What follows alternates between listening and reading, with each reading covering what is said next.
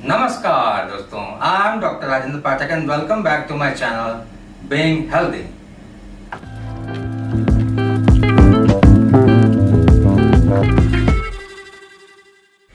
Bones and joints में pain होना, muscles के वीकनेस, मसल्स में ट्विचिंग होना, थकान महसूस होना, ये विटामिन डी के कमी के लक्षण हैं। क्या आपको विटामिन डी की कमी है? आज हम इस वीडियो में विटामिन डी पे बात करेंगे। आप चैनल को सब्सक्राइब कर लें और आइए मेरे साथ हम बात शुरू करते हैं विटामिन डी पर। विटामिन डी एक प्रो हार्मोन है जो हमारे बॉडी में हमारे बोन्स और हमारे टीथ को की स्ट्रेंथ को मजबूती प्रदान करने का काम करता है। हमारी बॉडी में इम्यून सिस्टम को सपोर्ट करता है, हमारे बॉडी को इन्फ्लेमेशन से बचाने का काम करता है। विटामिन डी की सिंथेसिस हमारे स्किन द्वारा सनलाइट एक्सपोजर से और हमारी बॉडी में फूड एंड सप्लीमेंट्स की हेल्प से होता है। हमारे स्किन द्वारा विटामिन डी का एब्जॉर्प्शन करने के बाद 7-DHT प्रोटीन से इंटरेक्शन करने के बाद विटामिन D3 का निर्माण करती है, जिसका एक्टिवेशन हमारे लिवर और हमारे किडनी में जाकर के 25-OH-D की फॉर्म में एक्टिवेशन होता है, जिसको कैल्सिडॉल भी कहा जाता है। विटामिन डी हमारे गट में यानी हमारे इंटेस्टाइन में कैल्शियम के एब्जॉर्प्शन में हेल्प करता है। हमारे ब्लड स्ट्रीम में कैल्शियम एंड फॉस्फोरस की एडिक्वेट अमाउंट को मेंटेन करने का काम करता है। विटामिन डी हमारे इम्यून सिस्टम को सपोर्ट करते हुए हमारे बॉडी को ऑटोइम्यून डिसीजेस से, खासतौर पर डायबिटीज, अस्थमा और रूमेटॉइड आर्थराइटिस जैसी ऑटोइम्यून कंडीशन से बचाने का काम करता है, सेवियर है। अब हम बात करेंगे उन फैक्टर्स की जो विटामिन डी को की सिंथेसिस को इन्फ्लुएंस करते हैं, जिसमें सबसे पहला है स्किन कलर। जितना ज्यादा पिगमेंटेशन होगा उतना कम हमारे स्किन की कैपेसिटी होती है विटामिन डी को सनलाइट एक्सपोजर से सिंथेसिस करने की। दूसरा है लैक ऑफ सनलाइट एक्सपोजर। ऐसे लोग जो हाई एल्टीट्यूड्स में रहते हैं, ऐसे लोग जो नाइट शिफ्ट में काम करते हैं, ऐसे लोग जो होम बाउंड रहते हैं, उनको कम लाइट एक्सपोजर मिलने से विटामिन डी की डिफिशिएंसी होने की संभावना अधिक रहती है। तो ऐसे लोगों को विटामिन डी रिच फूड्स और सप्लीमेंट्स का सेवन करना चाहिए। तीसरा पॉइंट है एज। जैसे जैसे हमारी एज बढ़ती जाती है, हमारे बॉडी में हमारी स्किन की विटामिन डी को सिंथेसाइज करने की, सनलाइट से सिंथेसाइज करने की कैपेसिटी कम होती जाती है। तो ओल्डर एज में, ज़्यादा एज होने पर हमें एक्स्ट्रा अमाउंट में विटामिन डी रिच फूड्स और सप्लीमेंट्स का सेवन करना चाहिए। चौथा पॉइंट है ब्रेस्ट फीडिंग।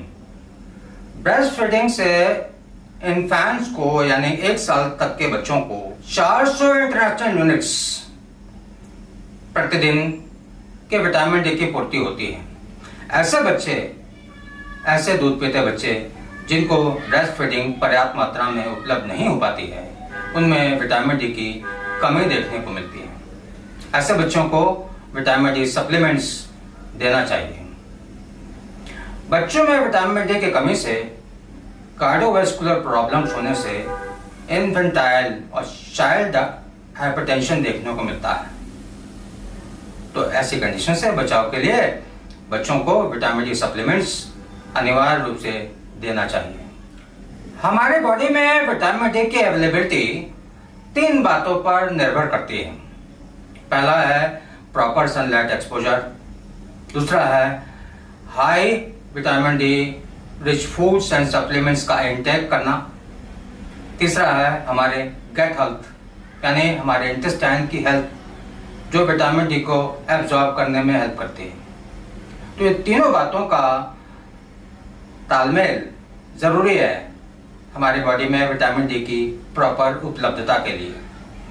सबसे पहले हम बात करेंगे गट हेल्थ के बारे में। विटामिन डी एक फैट सॉल्युबल सब्सटेंस है, तो ऐसे कंडीशंस जिनसे हमारे गट की यानी इंटेस्टाइन की फैट एब्जॉर्बिंग कैपेसिटी कम होती है, उन कंडीशंस में हमारी बॉडी में विटामिन डी की डिफिशिएंसी हो सकती है। दूसरा है ओबेसिटी। हाई फैट कंटेंट हमारे बॉडी में हमारी स्किन की विटामिन डी को सिंथेसाइज करने की कैपेसिटी को रिड्यूस करती है। इसलिए वेट रिड्यूस करने से हम अपने बॉडी की विटामिन डी को सिंथेसाइज करने की क्षमता को बढ़ा सकते हैं। तीसरा है गैस्ट्रिक बाईपास सर्जरी, जिसमें अपर इंटेस्टाइन का एक हिस्सा बाईपास कर दिया जाता है, जो हिस्सा विटामिन डी को एब्जॉर्ब करने में ज़्यादा हेल्पफुल है।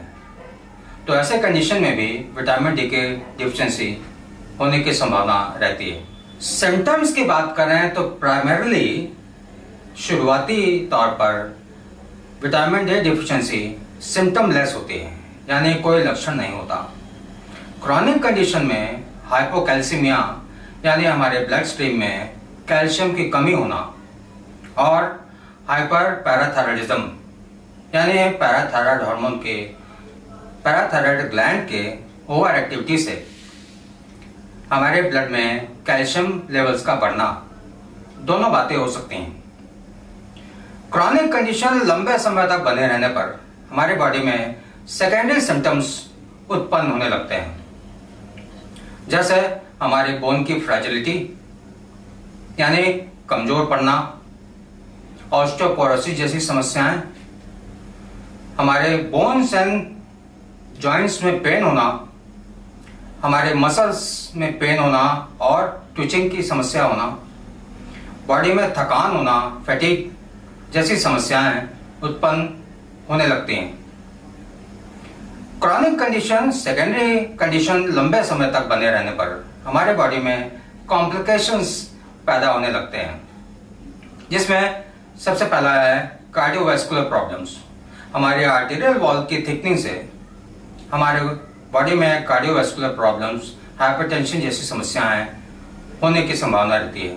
ऑटो इम्यून कंडीशंस जैसे डायबिटीज, अस्थमा, रूमेटॉइड आर्थराइटिस जैसे कंडीशंस उत्पन्न हो सकती हैं।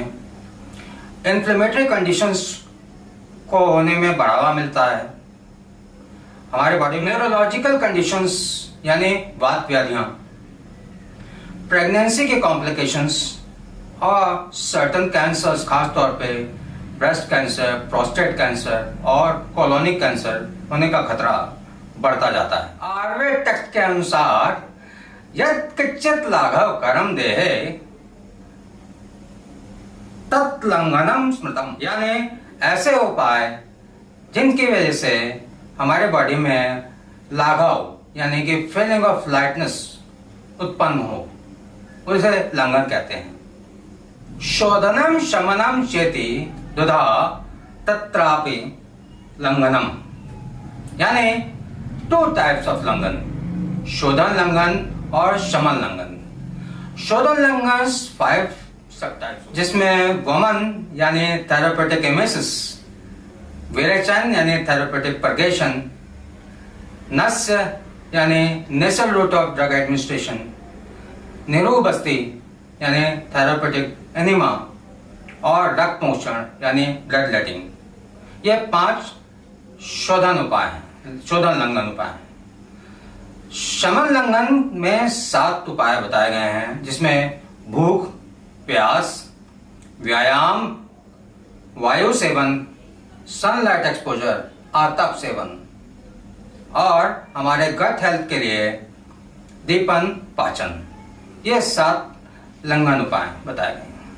शमन लंघन मार्ग, इन सभी लंघन उपायों को फॉलो करने से हम अपने त्रिदोष यानी वात पित्त कफ को बैलेंस कंडीशन में रखते हुए अपने बॉडी में विटामिन डी के एब्जॉर्प्शन को के फैक्टर्स को इन्फ्लुएंस कर सकते हैं और विटामिन डी की पूर्ति कर सकते हैं। सनलाइट एक्सपोजर हमारे बॉडी में बल वृद्धिकरम, यानी बल यानी हमारे बॉडी में हमारे बोन्स, हमारे जॉइंट्स, हमारी मसल्स, हमारा इम्यून सिस्टम सबका हेल्दी होना, बल वृद्धिकरम।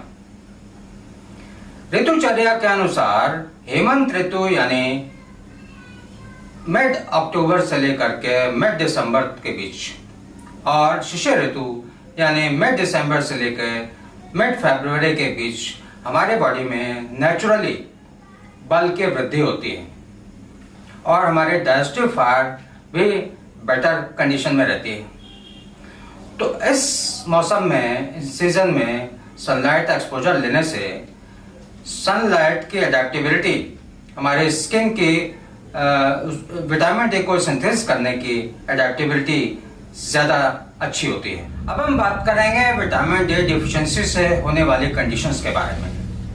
बच्चों में रिकेट्स यानी बोन सॉफ्टनिंग की वजह से बच्चों में बोन्स का मैलफॉर्मेशन होना, बो लेग की कंडीशन होना और एडल्ट्स में ऑस्टियोमलेशिया यानी हड्डियों के कमजोर होने के साथ साथ मसल्स का वीक होना।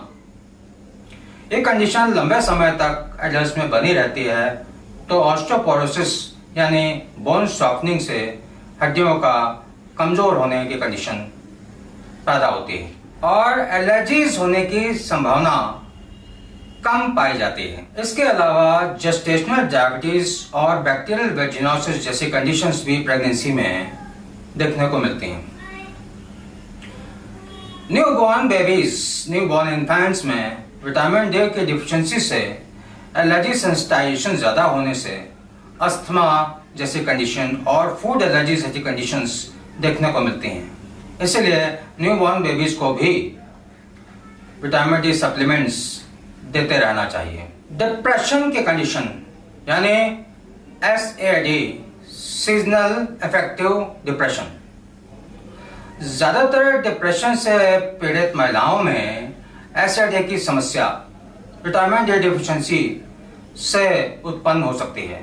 विटामिन डी की अपर लिमिट्स की बात करें तो 4000 इंटरनेशनल यूनिट्स अपर लिमिट है, लेकिन 10,000 इंटरनेशनल यूनिट से ज़्यादा विटामिन डी लेने पर टॉक्सिसिटी, विटामिन डी टॉक्सिसिटी के लक्षण उत्पन्न हो सकते हैं। एक्सीडेंटल ओवर कंजम्पशन या प्रिस्क्रिप्शन एरर से ज़्यादा मात्रा में विटामिन डी सेवन से कॉम्प्लिकेशंस में, कार्डियोवैस्कुलर कॉम्प्लिकेशंस में hardening of blood vessels,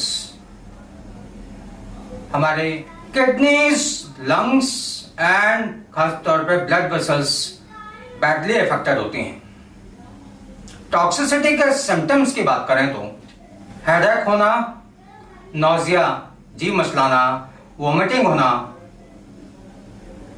constipation and diarrhoea हो सकता है, लॉस ऑफ एपेटाइट होना यानी भूख ना लगना, dryness of mouth, metallic taste का होना, कॉन्स्टिपेशन और डायरिया भी हो सकता है।